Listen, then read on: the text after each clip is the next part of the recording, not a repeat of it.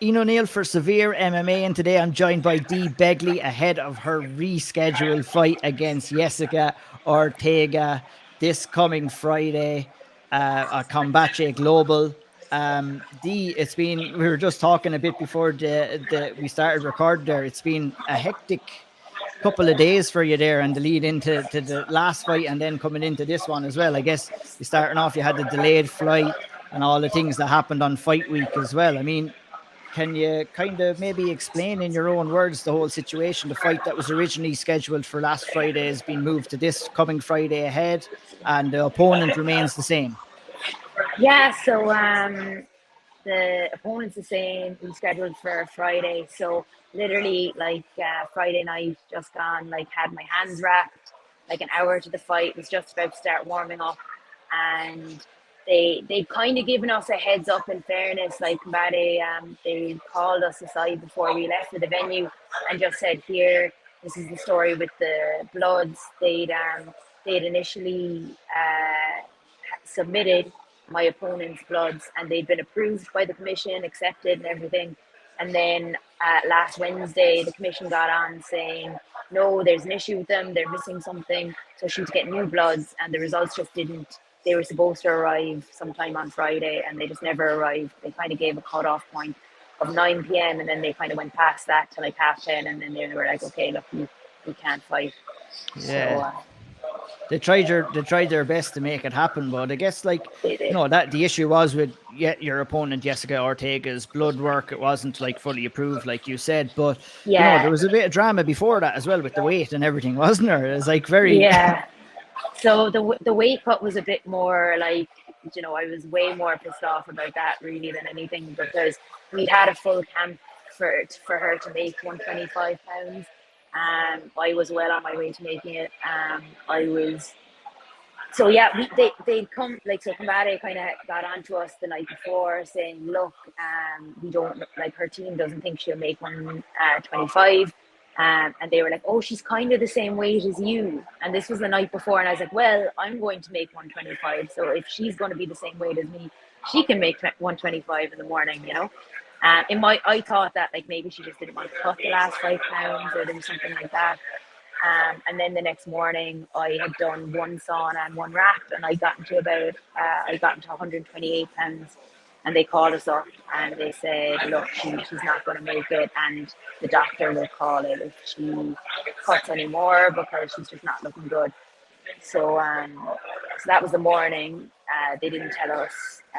They sent us a video of what weight she was at that point, and then I presumed from there that she'd cut more, obviously, if she was going to make 130. But the video they sent, the weight she was in the video was the weight she got on the scales at, and it was 132.6 pounds. So that's like way over, way over the original weight, and then the catch weight. And I was still happy to fight, to be honest. I put a full camp into this. I'd been so inactive before my last fight with people pulling out and fights falling through that I've traveled all this way. I'm not going to travel all this way and not fight. Yeah, no, credit to you for even making that decision because you had every right at that stage to put out. Like, I couldn't believe my eyes, to be honest, when I saw the weigh-in where it was like, I had to check and see what weight it was at again. I knew that she was over. I thought it was 130. And then when I realized it was 125, like that's 7.5 pounds over. It looked, to me, it's like, are you making even an effort at all?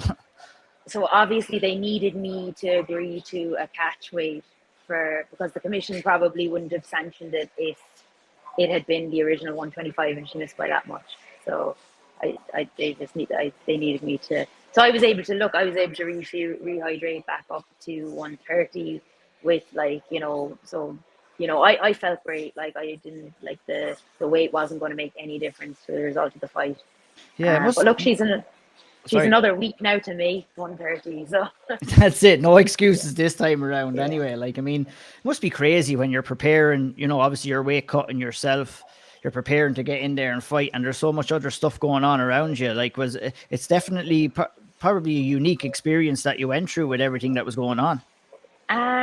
So it's kind of funny that you say unique. So my last opponent for Combate missed as well, and she was almost the exact same weight standing on the scales. when I fought Chantal Coach, she was 132.6 Yeah. pounds originally, but in fairness, she was able to cut another pound at least. Mm-hmm. So like I'd already dealt with that, and then it's a case of like chatting to my coaches, chatting to John, and being like, look, what's the best decision for us here? Yeah. And like that, like I'm very much a believer of like there's only so much I can control. Like I can't control her and her weight. I can't control the commission and the blood test. So I'm Yeah. not going to let that bother me. Whereas I could control, like I asked, like, yeah, can we do it Friday? I'm staying focused. I can control everything I do this week. My weight's really good. I can get my bit of training in. And it's great for me in a way. Like I know they say everything happens for a reason. Like I had a bad enough knee injury there about like 6 weeks ago, and I was still fighting. I didn't care. Like, and that's like almost 100% now. So, um, A little bit it's of a like, blessing, little bit of a uh, blessing in disguise. look, it was always going to be fine for the fight, but it's just one less thing now that I have to worry about because it feels great. Like I hadn't grappled for my whole camp. And whereas now we went down to MMA Masters this morning and I got some rounds in, some jiu-jitsu rounds. So like, and it feels great. So that's just, look, it's an extra thing for me, like just that bit of positivity. Like, yeah, I feel great. Um, it's sunny over here. I know it's sunny in Ireland as well, but like, Well, they're getting um, rained on over the last couple of days anyway. So that was one oh, thing I there you was go. going to say to you. It was like, at least you'll get to spend another couple of days in the sunshine and the good weather down there Yeah. in Miami. Yeah. And it's, I can't really complain, and they're looking after us quite well. So, Yeah, and I look mean, on. like we've recorded the next episode of the Old Triangle. We were kind of talking about that situation on it. At that time we recorded, we were unsure whether you were going to get matched up again. But yeah, I guess none of the blame could be really directed too much towards Combate and everything like that. A lot of the stuff was out of their hands. They've Yeah. handled the situation well right now. Is it a thing? It's just getting moved to next week now, so there's like you're not getting paid for that last one and getting paid Oh no, again. I got paid for Friday night to show. Yeah, I got Oh, paid to show, excellent, excellent. and I'll get paid on Friday night now as well again. So, Nice, love but it on the yeah, double but like time. I weighed in, I made weight. Yeah, 100%. I'm glad You that know, you did now. That's why I yeah, wanted to ask that question. So that's good. Credit to Combate Global for that as well and for looking after you as well. So yeah, and you get easy payday and then you get to go in and perform this Friday as well. But yeah, before we get to that fight, maybe we'll talk a little bit about, your entry into combat sports. You're in the gym right now. Combat sports has been a part of your life for the longest time. What's kind of your earliest memory of being in a gym or like watching uh, combat sports and wanting to be a fighter yourself? so like my first ever introduction was like my mom always kills me for saying the story. It was I was big into athletics from like a really young age. I was doing like athletics since I was like 4 and 5 years old. My mom's like a big runner, like triathlete, like she does all that stuff. But we were doing indoor training like down home, and my mom was late picking me up, and the next class that was on after us was like a kickboxing class, and um, I saw them doing it and I was like, oh my God, like that looks so cool.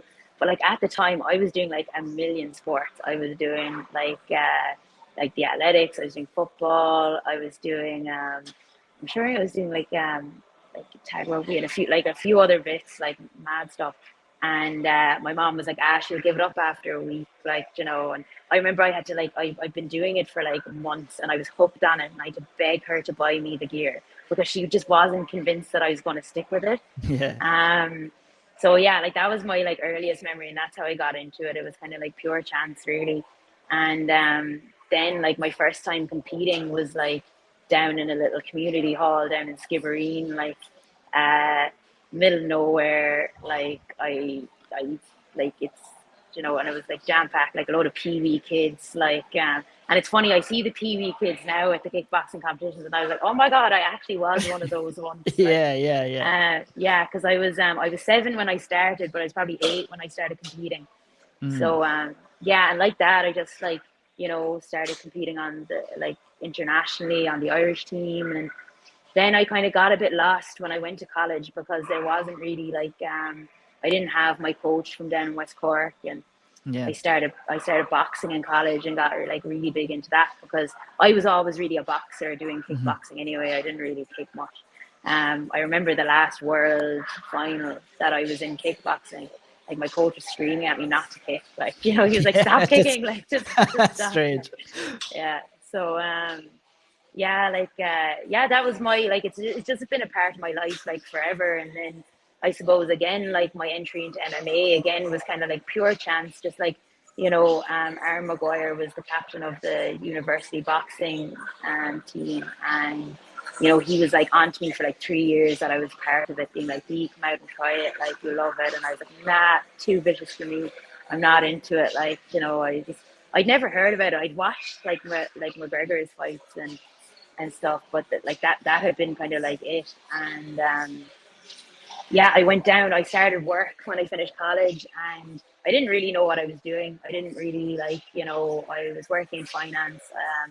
I felt a bit just like a kind of again just a bit lost, and I was like, why not? Like, why not go up and try like the MMA? And I literally like I fell into like love with it.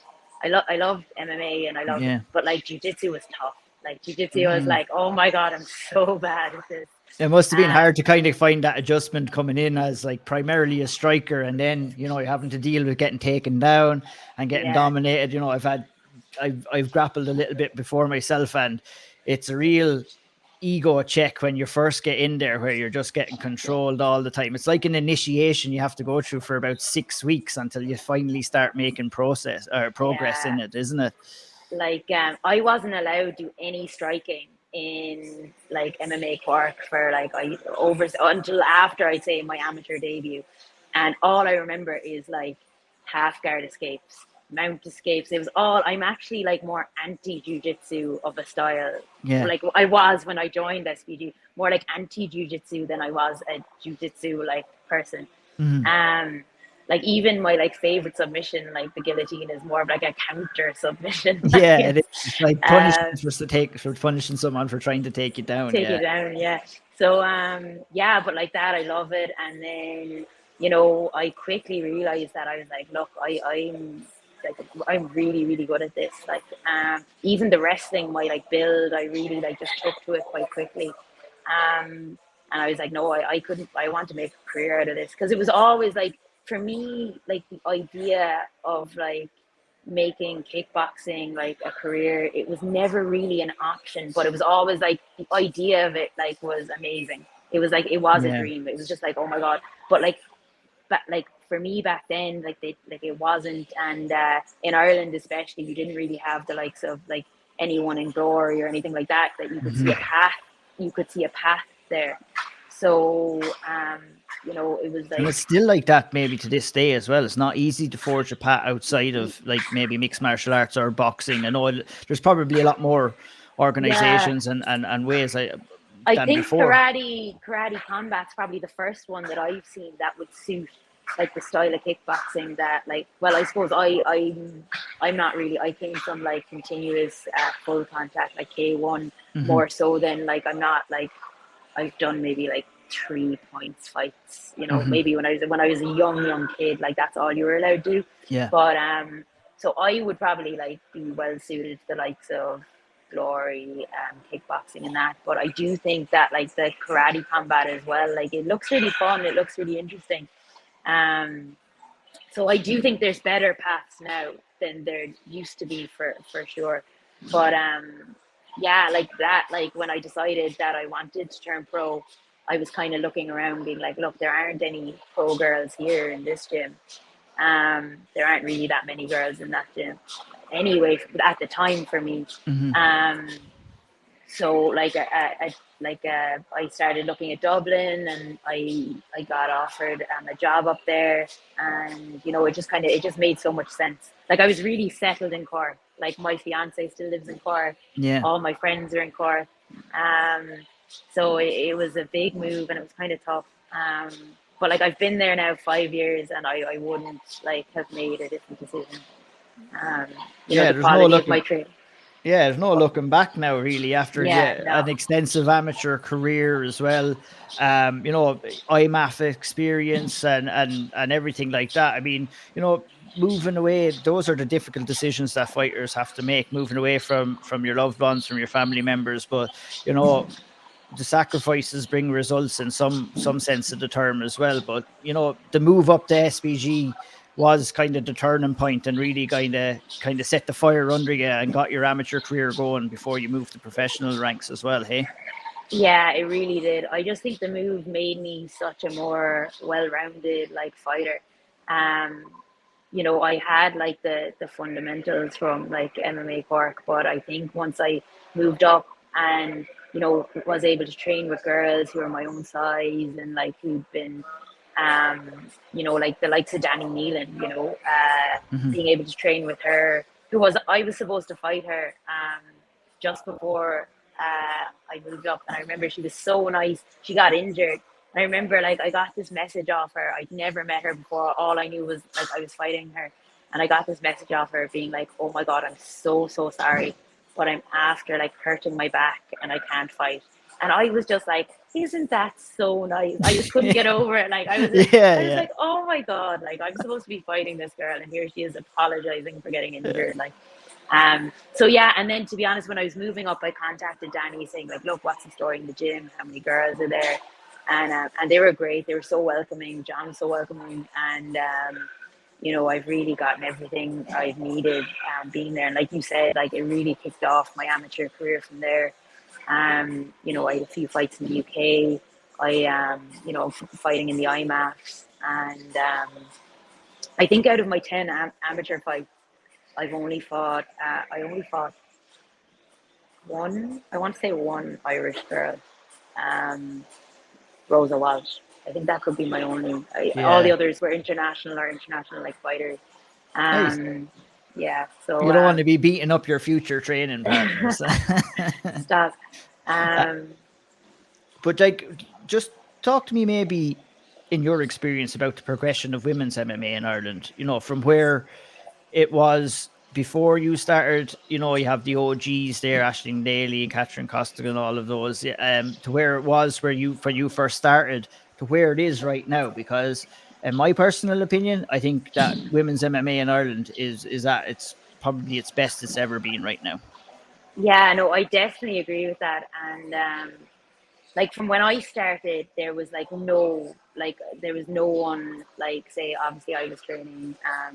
There was no like there wasn't anyone to fight, and Danny was probably the only um, person my weight at amateur who I could fight, and that's probably why she was apologetic because she knew that I wouldn't be able to get like another matchup for that. Yeah. In fairness, I must say like Paige Legacy has been great with the female fights. Like they flew over a girl from Norway for my amateur debut with them. Like I'd never fought with them before, and they were like, "Yeah, no bother, we'll fly someone over." And then my third fight with them, they flew another girl over from, I don't know, was she coming from the US or from like some other random country? But so like I think they've really helped like match up. Like you see the likes of like Shauna Bannon having her Yeah. first two pro fights there. Like Mhm. that's like class, like Yeah. Um, and then like so I do think it's really on the up. I think the amount of when you look at the Irish junior cadet team going away, like the amount of like girls who are now like competing on that as well. Like whereas when I went to the IMAFs first, I think there was like two of us, on the team. Um, so I think it's great. And when you look at the pro scene, then you've the likes of like Sinead Kavanagh headlining, cards here and over in the States, and um, Danny fighting like for Bellator in Dublin, and like it's just really cool. It's great to see, um, and yeah, it just means that as well, like even in the gym in SVG, like there's more amateurs coming up. So I have Yeah. more training partners in the gym than when I first joined, Yeah. So Yeah. It's great.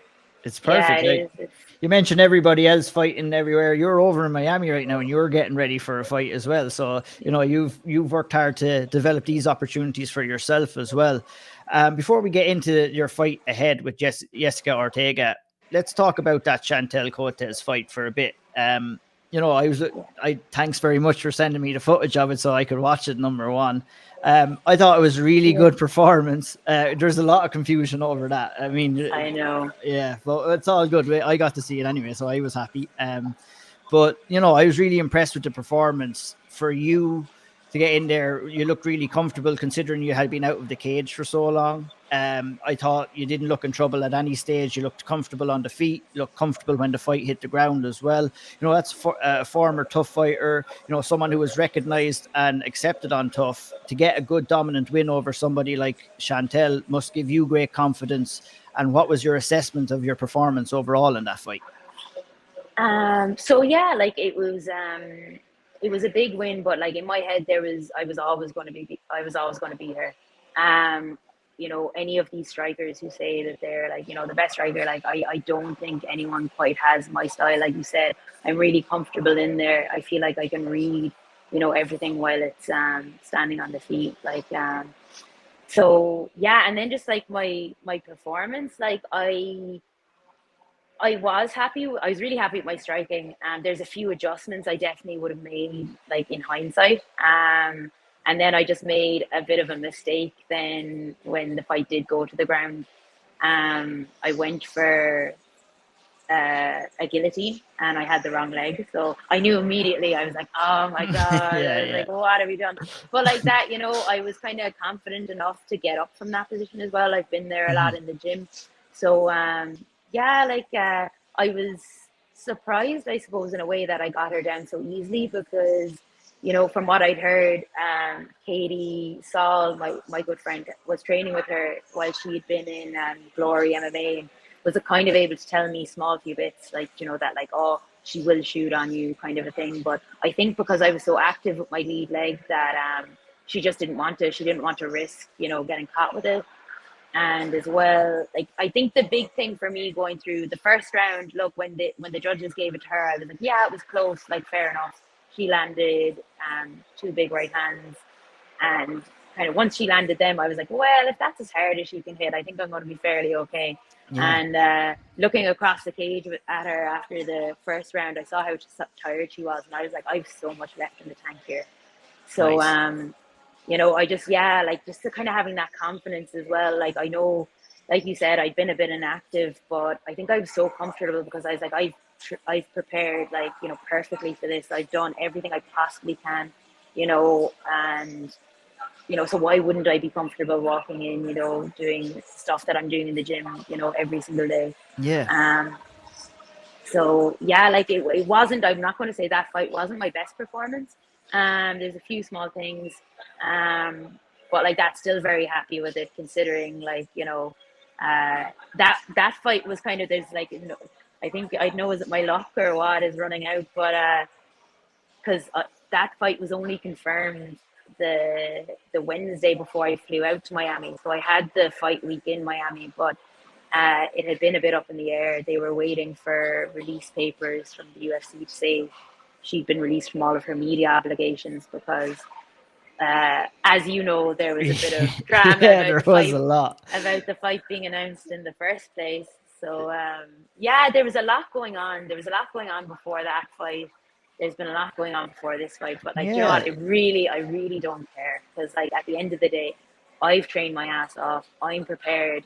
Whatever's going on with them or the promotion, like, that's their problem. Like, I'm just like, I'm making the walk to the cage. I'm getting in there and I'm gonna do my thing. So yeah. Credit to you. It's like water off a duck's back to you, and it's great to see. And you're going to get in there, and you are going to fight this Friday against Yessica Ortega. When you look at her as a fighter, what do you see? How confident are you in your ability to get her out of there? Or are you just looking to put another 15 minutes under your belt, or what's the kind of yeah. the game plan? So the game plan really is like I think if the finish is there, I'll get it. This girl hasn't been finished before. I think she's just tall and awkward. I don't see me having a problem with her anywhere. She looks like she just tries to rush in, kind of get a clinch and let off some knees. So like I'm well prepared for anything like that. And I think like definitely if the fight goes to the ground, I could see me finishing her on the feet. You'd never know, like, like she leaves herself really exposed, she leaves her head really high. So I'm fairly confident I could finish it there as well, and I've been working a lot more like on, my elbows and my knees and stuff. So I think just all those kind of like extra weapons will just like, pay off here. And yeah, realistically, like I'm visualizing a finish here. Nice, nice. The fact, the weight miss from on her behalf, everything like that. Look, maybe that would that signal maybe a weakness in her mentality. Does that give you more confidence, knowing you did the weight cut, or is it just more Uh, so maybe she's I trying to don't gain an advantage over you or something like that? kind of like I don't care what my opponent's doing. It doesn't cross my mind. I see her around the hotel. I'm like, oh yeah, like it doesn't. It's not going to. I'm not going to let that affect me. Because I think like I know what you're saying. Like you could let it affect you from a positive point of view, but for me, if you let anything in, it's the negative will creep in there somewhere as well. So like I'm just focused on me, focused on stuff I can control. Um, like I went up to her like the next morning because she could have easily taken that payday and said, "Oh, I got my show purse," and like not wanted to fight. So I saw her in the hotel the next morning, and I was like, "Look, I appreciate you staying the extra week." Like I fist bumped her, and that's all she's getting though. That's Yeah. she's not getting anything else. She's going to get a But jab in yeah, the face when the fight starts. yeah, yeah. Like that, it doesn't like I'm not going to let it affect me. Yeah. Maybe she is tired from the weight cut. I just think my fitness and cardio is going to be. She's not going to be able to keep up my pace, so I think that's going to make her tired more than anything. So Yeah, for sure. that, It's a good way to be, a very strong mentality, not letting the positives or the negatives kind of affect your way of thinking. Like it's very, very good and refreshing to hear. Obviously the plan is to go in there, get the job done on Friday. When you're looking at the flyweight division in Combate, is it nice to have like a goal to work towards, like having a set division, having ranked opponents there that you can face in the future, and obviously fighting people who are willing to make your weight of 125 pounds as well? yeah, yeah. So 100%. Like I want to fight for the title. Like my next fight, if I could. Like it just depends on what Combate say. Um, yeah, it's great having the like a nice list. It's great for me because like I found it so hard to get matched up in Europe, in Yeah, Ireland, that's the thing. um, at amateur, at pro. So like it's great knowing that there's like this big group of people my weight who they can just ask, and like fair enough. Look, some of them have said no in the past. Like I've said yes to every name Combate and given me people who are in the promotion and people who are outside of it. And so like that, give me anyone on that list. And whoever give me the top name for the title, I don't care who it is. Like I just see myself like, I'd like, I'm not looking past this fight. I want to get the win here, but like that, like, yeah, 100% I'm early next year for a title shot, go for it. Like, I love it. Let's make it happen. The title is vacant. It has your yeah, name on it. So if we can go in there and get the job done, that would be perfect way to set that up. yeah. Without looking too far ahead, obviously the short term goal is getting in there, establishing yourself, getting the title shot championship for Combate. What's the final goal? What's the overall goal there? Are you a person who looks too far into the future, or are you just more focused on what's going on right now? Like the ultimate goal is to be a UFC champion. Like and it's like I think especially for me, it's always been like I've been the best in my sport. Like I've been the best in kickboxing. But I've never, I fought the best, and it's like I've never gotten that like world title. Even like I fought the same girl twice for a title, and the first time she beat me hands down. Second time was like me all over, but like I didn't get the decision. And I think like everything happens for a reason. Like I wasn't supposed to be a world kickboxing champion. Like I'm a World Cup champion, but I wasn't supposed to be. Like I'm supposed to be like a UFC world champion. I just you know, I look at the likes of Valentina Shevchenko and I'm looking at her striking and I was like, mine's like as good, if not better than that. Like, you know, and, you know, I'm so well rounded. I'm in the perfect place for it. You know, my grappling, everything's come along. I just, with the amount of work and time and like everything I've put in, like, I just don't see myself anywhere else than fighting on the biggest stage against the best people in the world. Um, you know, I've done it before and I'll do it again. 100%. 100%. This Friday, August 19th, you're going to be fighting against Yessica Ortega. Are we going to be able to look at it on Facebook? Yeah, Yeah. I actually, sorry, I'm not going to say yes because I'm not sure. Right. So because they haven't given me like where I am, what time I'm fighting in the day or anything like that. So once I know, I will let you know. Sounds good. But it should be, you know, it should be aired. The last time it wasn't aired, I think it was because Chantel, That was, they just wanted to play it safe. I think they, and they only aired it about 3 weeks ago. So for any fans who are in like Mexico and places like that, think I fought 3 weeks ago and I'm fighting again. So nice. So yeah, I guess you can let me know. I'll tweet it out. You'll probably have it on your social media as well when you get updated as well. Any other shout outs, or if people want to give you a follow, where can they follow you? Yeah, so you can follow me. It's Dee Begs MMA on Instagram, and big shout out to just my sponsors, to Think Digital, ROS Nutrition, Chiropractics, Gym Plus Coffee, and I'm always going Alpha, Caveman Apparel, and to my manager Barry. He's been an absolute superstar, like just for me, like, you know, checking in on me. To my coaches, Dave and John, they've been brilliant at the lead up to this. So. Yeah, like that's it. That's me, and I'm looking forward to chatting to you again. I'm sure after my win next Friday.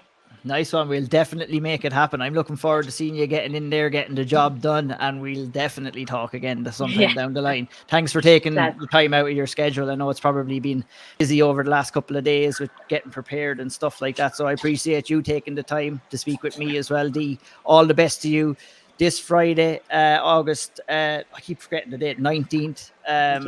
Yeah, the 19th. Keep an eye on these social media. I'll tweet it out, and I'll put it on Instagram when we do finally get some broadcast details. Hopefully we'll be able to watch it on Facebook. If not, I might be hitting you up for the video footage again. For the video again, yeah. I might get so my friend Michelle actually like videoed it from her top, the Chantel fight. Yes. From her top.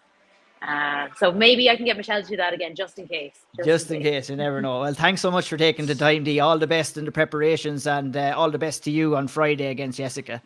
Perfect. Thanks a million, Ian.